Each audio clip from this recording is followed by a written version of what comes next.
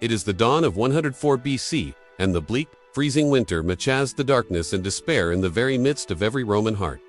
All around the Seven Hills, master of the Mediterranean, for 4 decades the screeching lamentations of the bereaved filled the alleys and insula tenements. Those citizens whose fathers, brothers, and husbands were not among the tens of thousands fallen on the cursed field of the Arausio still quake, not only at the terrible sounds, but also at the petrifying prospect that the hordes of exultant Cimbri and Teutones will now march directly for the city. It is the nightmare prospect for the people that had presumed themselves invincible to the arms of all other tribes. That notion is now seen to be a dangerous illusion. The panic becomes acute when stories of the fates of the Roman survivors begin to circulate in the crossroads, taverns, and temples.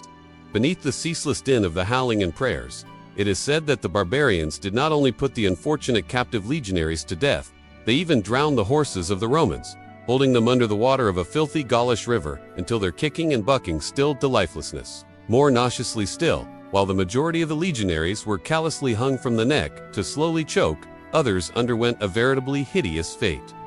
These, it is whispered, were given over to the priestesses of the tribes, the witches committing the most unspeakable atrocities on their defenseless bodies. The city needs a champion.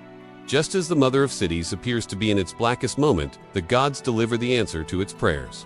From the far reaches of Africa, it is announced that 2 conquerors are sailing home.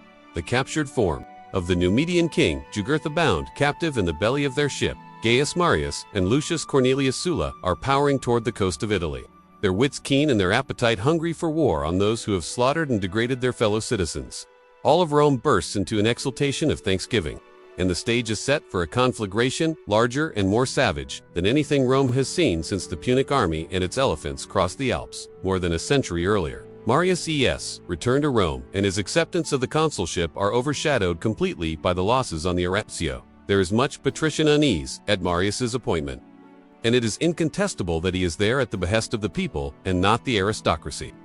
Not only is he breaking with norms by serving a consecutive premiership, he is also elected without being present in Rome.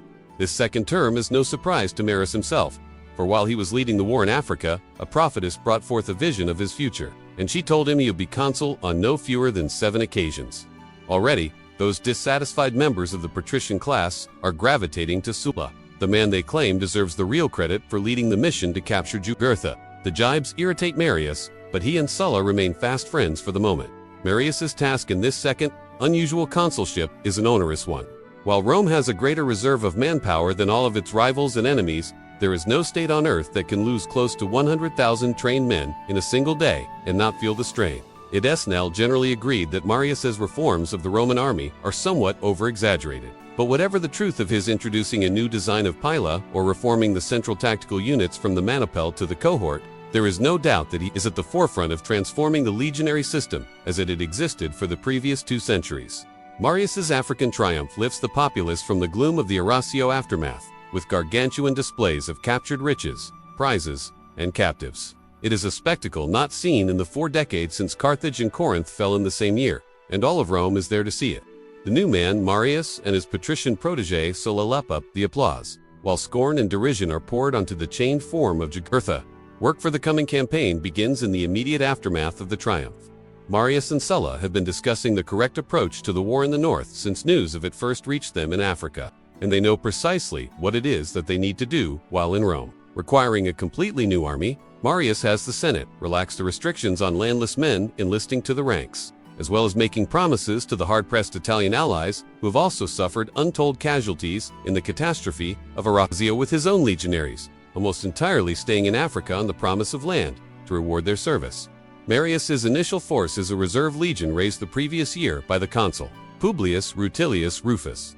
This was originally intended to join the now destroyed main army in Gaul after further reinforcements had been raised, and with little physical work to occupy them in Rome, Rufus called in Lanista gladiator trainers and put the reserves into a virile regimen of physical conditioning, drill, and weapon training. On inspecting the reserves a year later, Marius realizes that he has effectively inherited an army of elite prizefighters that also retains his military discipline and tactical knowledge. He resolves that the rest of his army will follow this new course of training. Luckily for him, there is now no shortage of volunteers. His name acts like a talisman, and men from across Rome and Italy join in their tens of thousands. It is well known that Marius's African army became rich through booty and allocated lands. And Italy still has no shortage of young men who desire both of these things. With Rufus's reserve legion as his central unit and an eager if skittish greater force numbering in the tens of thousands following in its wake, Marius moves north toward the Roman border outpost of Aqua Sextiae, with Sulla preparing himself for a number of missions behind enemy lines. Working alongside him will be Quintus Sertorius, the dashing young tribune who had been one of the very few to escape at Arausio. He had done this by swimming the Rhone in full armor and with his weapons, a very impressive demonstration of prowess. Together, Sertorius and Sulla will act as Marius's eyes in Gaul, while the general himself strengthens the limbs of his army. Finding that the Cimbri and Teuton tribes have not followed up on their incredible opportunity to invade Italy, Marius chooses to push past Aqua Sextiae and makes a new outpost on the Rhone, building a veritable Roman bastion that would be impregnable to both assault and siege, while Sulla and Sertorius move out to reconnoiter the area. Spying on the tribes of the region and opening negotiations to renew ally status where appropriate, Marius uses the time to hammer discipline and military mastery into his raw recruits. It transpires in the meantime that the tribes have moved west rather than south, and they are heading in the direction of Spain. Marius knows that there will be senators calling for the disbandment of his army with the passing of the immediate threat, but he senses that the Republic has not seen the last of the Cimbri, the Teutones, and their confederates. In any case, Rome, the Roman people, demand vengeance for the humiliation on the Arausio. The honor of the Republic cannot be cleansed until there is a reckoning.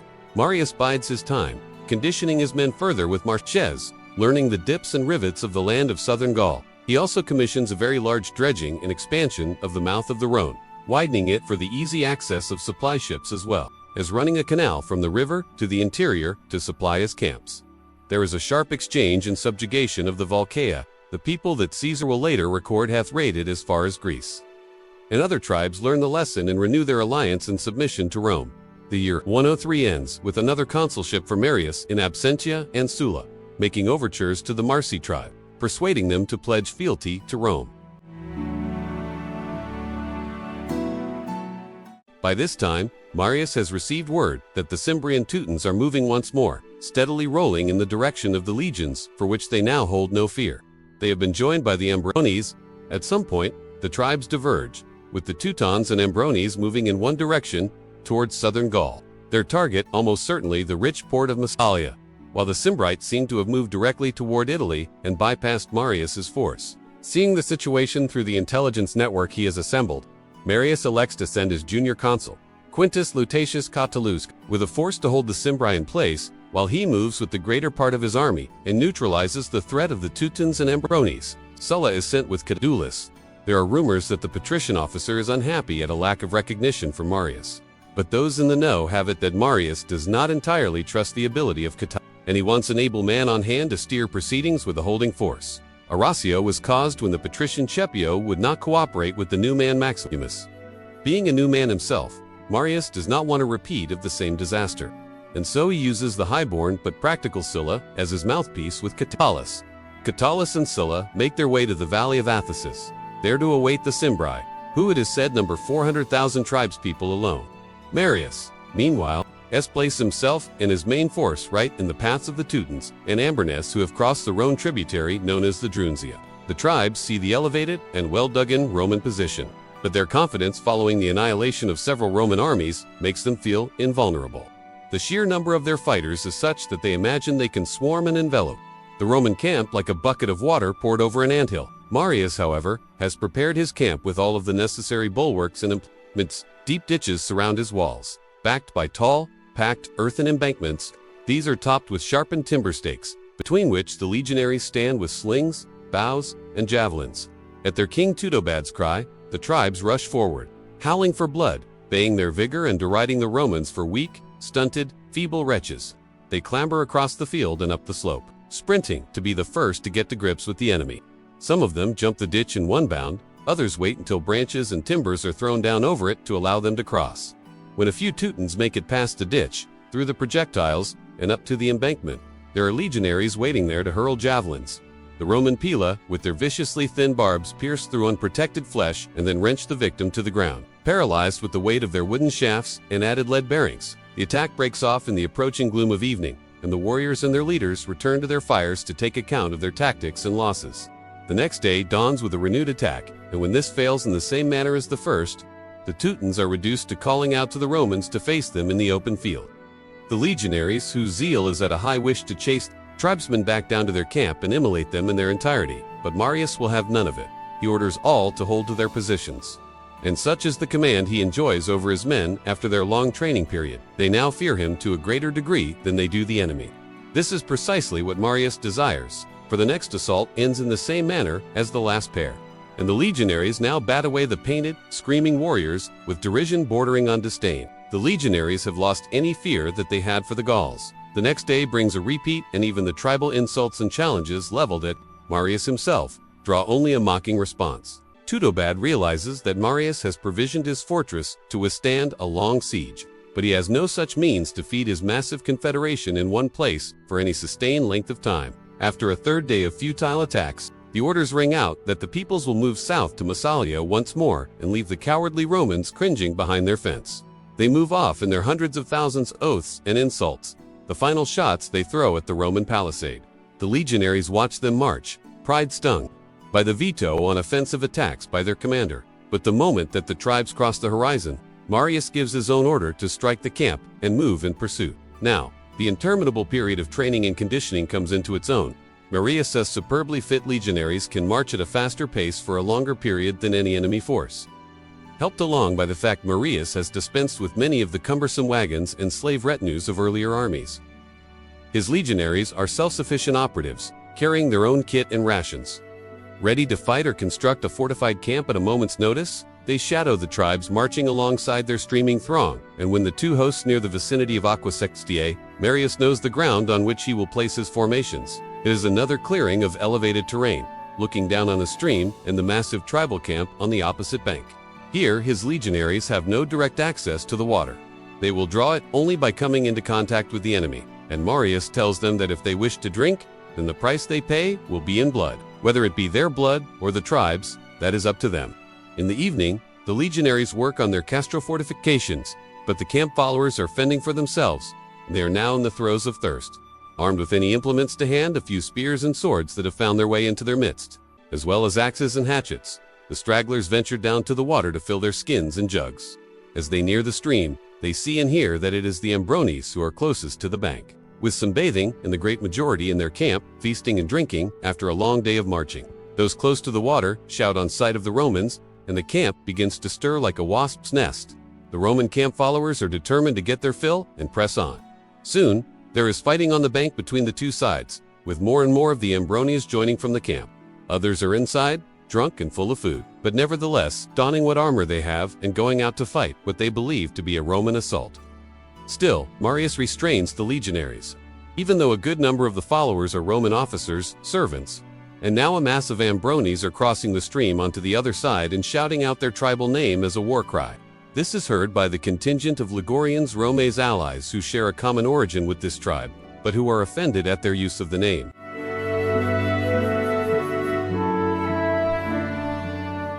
The Ligurians charge down the hill and engage the Ambrones furiously, the noise and clamor deafening. The Ligurians are aided by the disparate state of the Ambrones, with the majority in the process of coming through the water, and yet more still on the far side. The fight is vicious and wild, but a sound cuts through the din and causes an immediate reaction on both sides. It is the Roman Marius has unleashed the legions, with the pent-up fury of 2 years awaiting this moment. The Romans move like starving panthers, released from their cage and onto a herd of trapped elk. Their momentum and ferocity is irresistible, and the Ligurians almost have to step aside as the regulars hurl themselves down the slope and slice into the Ambrones on the bank. Panic and despair are the instant responses from the tribesmen, and they break and attempt to escape back over the river. The Romans do not pause and instead hurtle after them. It is said that so many are cut down that the water runs red with blood and chokes with carcasses. There is no respite on the far side, for the Romans form up once more and proceed to chase the remaining Ambrones back up to their own camp. An incredible spectacle unfolds as the remainder of the inhabitants of the camp rush out to defend against this attack. And the embroned women beat their men back to fight the enemy as much as they rain blows down on the remorseless legionaries.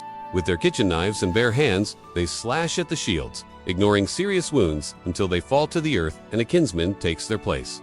Stories abound of women killing their own children so that they will not be enslaved by the legions and meet a fate worse than death. The fight is selfless. It is heroic. It is noble, ... but it is doomed. The Romans slaughter. It is said that the Ambrones die in their tens of thousands. Until satisfied with their work for the moment, the Romans return to their camp to shelter for the night. Desolation is left in their wake. A dreadful slump follows when the night chill and darkness descends. For although the Romans have triumphed over one sizable portion of their enemies, the Teutones and the surviving Ambrones that have fled to them are still out there in the dark. Marius orders that there is to be no drinking or celebration. The battle is not over. As a confirmation of his words, howls and wails ring out in the darkness. The tribes are all around, and Marius commands every unit to stay on guard for a night assault. The legionaries thus spend the nocturnal hours in armor, eating what food they can lay hands on, and listening to the inhuman moans and shrieks that sound closer to the keening of animals than that of human beings. The next morning, the cold from the river seeps into exhausted limbs. The men ache to their very bones.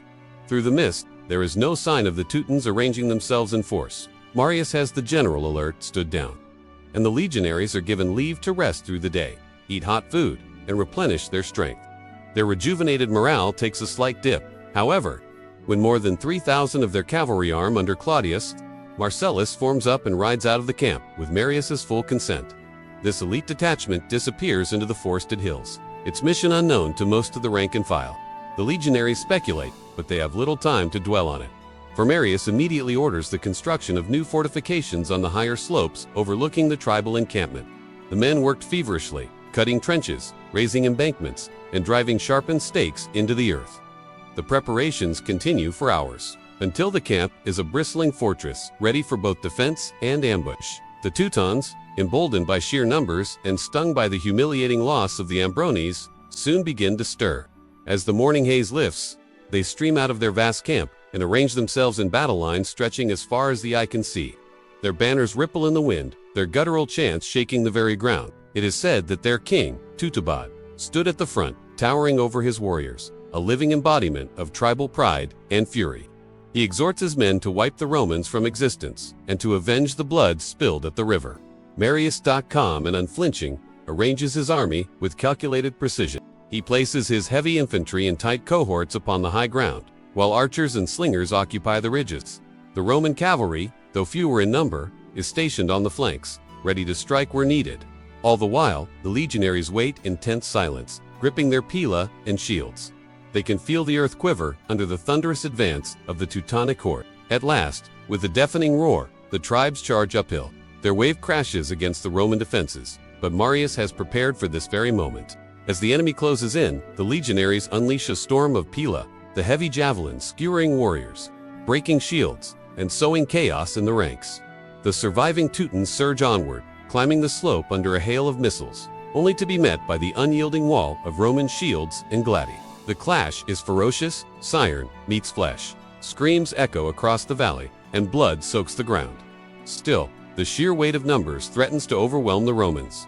For hours, the fighting rages in brutal deadlock, with neither side yielding. Just when it seems the tribes might break through, a great horn sounds from the hills behind them. Out of the woods, Claudius Marcellus and his cavalry burst forth, charging directly into the Teutonic rear. Panic spreads like wildfire through the enemy host as they find themselves in cries of victory rise from the Roman lines, and with renewed vigor, the legionaries push forward, cutting down their trapped foes.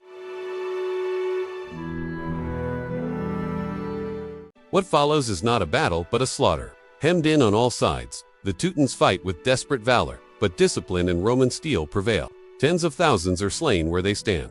Others are driven into the river and drowned beneath its crimson current. King Teutobod himself is captured alive, dragged from the field in chains to be paraded in Rome. By nightfall, the once proud confederation of Teutons and Ambrones lies shattered, their corpses littering the plain in countless heaps. The victory at Aqua Sextiae is total, the scale of it almost unimaginable.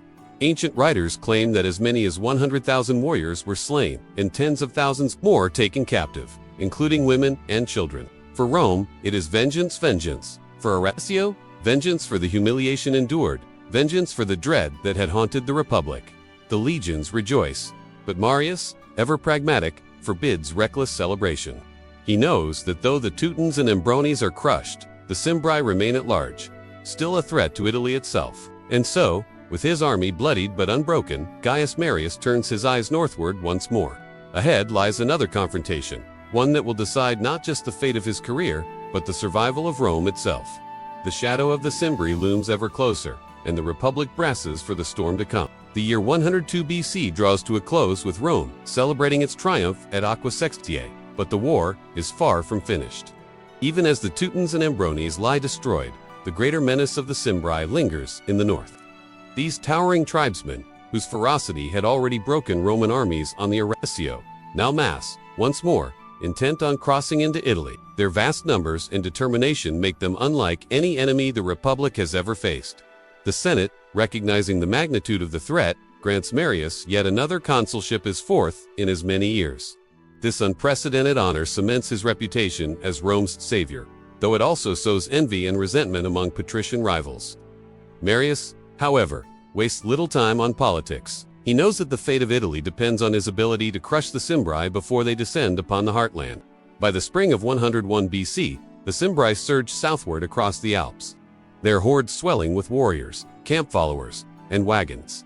They descend into the fertile plains of northern Italy like a living flood. Waiting for them is not Marius alone, but also his colleague in the consulship, Quintus Lutatius Catulus. Unlike the disastrous disunity of Arausio, this time Rome's commanders resolve to fight as one, pooling their strength against the common enemy. Marius marches his hardened legions north, joining forces with Catulus near the plains of Vercellae. Together, their combined army numbers perhaps 50,000 men disciplined, battle-tested, and burning for vengeance. Facing them, the Cimbri boast a force more than double in size, their warriors confident after years of raiding and conquest. The tribes demand that land in Italy be ceded to them, but Marius refuses. There will be no negotiation, only annihilation. As dawn breaks on the appointed day, the two armies face one another across the flat, sun-scorched plain. Marius carefully arranges his legions in deep, solid lines, their shields gleaming in the rising light. To counter the enemy cavalry, he places his best horsemen on the flanks, ready to meet the Cimbric riders head-on. Catulus commands the center, while Marius himself oversees the overall battle. Calm and methodical, even as the ground trembles beneath the advance of the enemy. The Cimbri attack with terrifying force, their massed infantry surging forward like an unstoppable tide. Their cavalry, clad in shining armor and mounted on massive horses, attempts to smash through the Roman wings. For a time, the fighting is desperate, the legions straining to hold their ground against the weight of the barbarian horde. The clash of iron, the cries of the wounded, and the thunder of hooves shake the battlefield in a storm of chaos. But Marius has prepared his men with ruthless discipline. At his signal, volleys of pila rain down upon the enemy, breaking shields, skewering men, and disrupting the Cimbric formations. When the tribes crash into the Roman lines, they are met not by fear, but by the unyielding wall of Gladian shields. Step by step, the legions grind them down, their discipline triumphing over wild ferocity. On the flanks, Roman cavalry engages the Cimbric riders in a brutal contest. Dust clouds rise as horse and man collide in vicious combat. Slowly, inexorably, the Romans begin to gain the upper hand. The Cimbric cavalry falters, and once their wings collapse, the vast infantry mass is left vulnerable to encirclement. Seizing the moment, Marius orders a general advance. The legions push forward with relentless precision, driving the Cimbri back across the plain. Panic begins to spread through the barbarian ranks. What was once a disciplined advance turns into a chaotic rout. The Romans, their blood up, give no quarter. Tens of thousands of tribesmen fall where they stand, cut down in merciless slaughter. Others throw down their weapons and attempt to flee, but there is nowhere to run. The plain of Vercellae becomes a killing field. The aftermath is catastrophic for the Cimbri. Ancient sources claim that as many as 120,000 are slain, and another 60,000 taken captive. The tribe that once terrified Rome is annihilated in a single day. Their women, refusing to be enslaved, kill their children and themselves, preferring death to captivity. Their wagons, once filled with spoils, stand abandoned among heaps of the dead. For Rome, the victory is total. The northern threat that had loomed for more than a decade is extinguished, and the Republic stands safe once more. Marius, hailed as the savior of Italy, celebrates a triumph of unparalleled grandeur. The people call him the third founder of Rome, placing him in the company of Romulus and Camillus.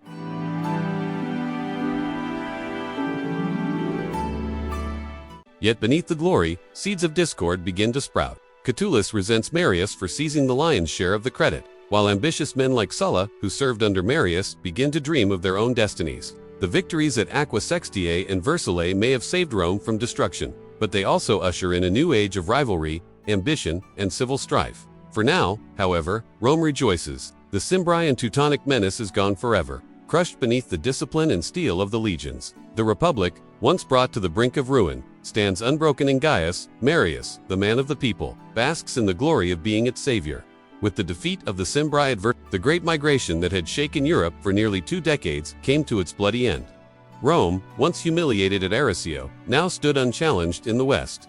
The legions, reforged under Marius's reforms, had proven themselves not only resilient but unstoppable, capable of withstanding the mightiest barbarian hosts and turning chaos into order through discipline and steel. For Gaius Marius, this was the peak of his glory. He had saved Italy from annihilation, preserved the Republic's heartland, and won victories that secured his name for eternity. Yet, in saving Rome, he had also changed it.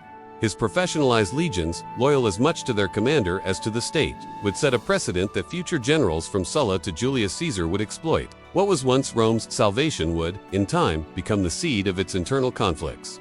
Still, in the summer of 101 BC, these concerns were far from the minds of ordinary Romans. They celebrated deliverance, showered Marius with honors, and believed their republic stood unshakable. The names of Arausio, Aqua Sextiae, and Vercellae became etched into the collective memory as lessons of ruin, redemption, and ultimate triumph.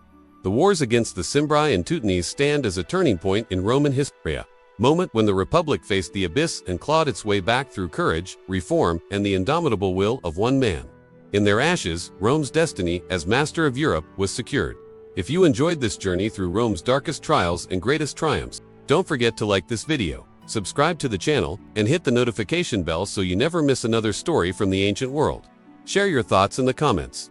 Do you think Marius truly saved Rome, or did he plant the seeds of its eventual downfall? History is not just the story of the past, it is the mirror of the future. And here, in the battles against the Cimbri and Teutones, we see both the brilliance and the fragility of Rome's legacy.